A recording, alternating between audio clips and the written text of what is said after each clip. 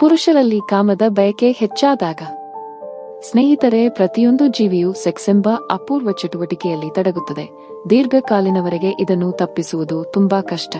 ಜನರು ಇದರಲ್ಲಿ ಜಾಗೃತವಾಗುತ್ತಿದ್ದಾರೆ ಮತ್ತು ತಮ್ಮ ಲೈಂಗಿಕ ಜೀವನವನ್ನು ಇನ್ನೂ ರೋಮಾಂಚನಕಾರಿಯಾಗಿ ಮತ್ತು ಆರೋಗ್ಯಕರವಾಗಿಸಲು ಪುರುಷರು ಹೊಸ ಪ್ರಯೋಗಗಳನ್ನು ನಡೆಸುತ್ತಲೇ ಇರುತ್ತಾರೆ.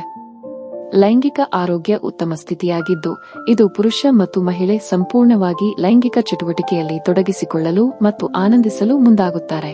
ಮಹಿಳೆಯರಿಗೆ ಹೋಲಿಸಿದರೆ ಪುರುಷರು ಸೆಕ್ಸ್ ಬಗ್ಗೆ ಹೆಚ್ಚು ಆಸಕ್ತಿ ಹೊಂದಿರುತ್ತಾರೆ ಮತ್ತು ಎಂಜಾಯ್ ಮಾಡುತ್ತಾರೆ ಎಂಬ ತಪ್ಪು ಕಲ್ಪನೆ ಅನೇಕರಲ್ಲಿದೆ.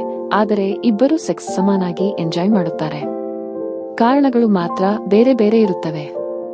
ಪುರುಷರಲ್ಲಿ ಲೈಂಗಿಕ ಕಾಮನೆ ಹರಡುವುದು ಮಹಿಳೆಯ ದೇಹ ನೋಡಿ, ಅಂದರೆ ಗಂಡಿಗೆ ಸೆಕ್ಸ್ ಅನ್ನೋದು ಫಿಸಿಕಲ್ ಆಗಿ ಕನೆಕ್ಟ್ ಆಗಿರುತ್ತದೆ. ಆಕೆಯ ಮನಸ್ಸು ಪುರುಷರಿಗೆ ಮುಖ್ಯವಲ್ಲ. ಪುರುಷರು ಮಹಿಳೆಯರ ದೇಹ ಸೌಂದರ್ಯಕ್ಕೆ ಹೆಚ್ಚು ಬೆಲೆ ಕೊಡುತ್ತಾರೆ. ಮಹಿಳೆಯ ಅಂದ ಚಂದ ಮೈಮಟ ನೋಡಿ ಸಂಭೋಗ ಮಾಡಲು ಇಷ್ಟಪಡುತ್ತಾನೆ. ಆದರೆ ಮಹಿಳೆಯರು ದೇಹಕ್ಕಿಂತ ಹೃದಯ ಸೌಂದರ್ಯದ ಕಡೆಗೆ ಗಮನ ಕೊಡುತ್ತಾರೆ. ಸಂಗಾತಿ ತನ್ನನ್ನು ಮಿಲನ ಕ್ರಿಯೆ ಸಂದರ್ಭದಲ್ಲಿ ಹೇಗೆ ನಡೆಸಿಕೊಳ್ಳುತ್ತಾನೆ ಎಂಬುದಕ್ಕೆ ಮಹಿಳೆಯರು ಹೆಚ್ಚು ಪ್ರಾಮುಖ್ಯತೆ ಕೊಡುತ್ತಾರೆ. ಮಹಿಳೆಯರಿಗೆ ಇದು ಮಾನಸಿಕವಾಗಿ ಕನೆಕ್ಟ್ ಆಗಿರುತ್ತದೆ. ಪುರುಷರಲ್ಲಿ ವಯಸ್ಸಾದಂತೆ ಲೈಂಗಿಕ ಕ್ರಿಯೆಯಲ್ಲಿ ಬದಲಾವಣೆಯನ್ನ ಗಮನಿಸಬಹುದು. ಲೈಂಗಿಕ ಕ್ರಿಯೆ ಮತ್ತು ಮಾನಸಿಕ ಆರೋಗ್ಯದ ನಡುವೆ ಬಲವಾದ ಸಂಬಂಧವಿದೆ. ನಿಮ್ಮಲ್ಲಿ ಹಲವರಿಗೆ ಈ ಸಮಸ್ಯೆ ಕಾಡ್ತಾ ಇರಬಹುದು. ಸಂಭೋಗ ಮಾಡದೆ ಎಷ್ಟು ದಿನ ಆಯ್ತು, ಆದರೂ ನನ್ನ ಗಂಡ ಇದರ ಬಗ್ಗೆ ಏನು ಹೇಳುತ್ತಾನೆ ಇಲ್ವಲ್ಲ ಎಂದು.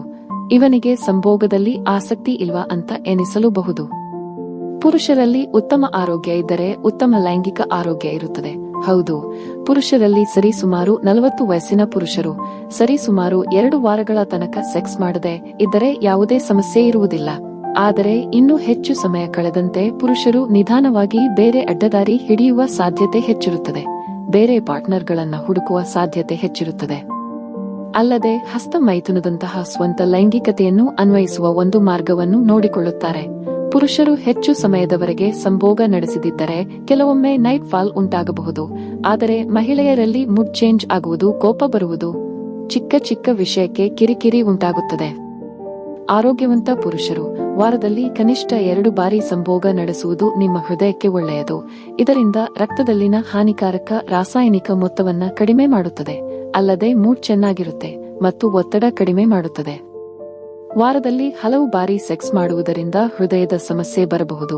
ಸುಸ್ತು, ನಿಶಕ್ತಿ ಉಂಟಾಗಿ ಬಾಡಿ ಪವರ್ ಕಡಿಮೆ ಆಗುವ ಸಾಧ್ಯತೆ ಇರುತ್ತದೆ.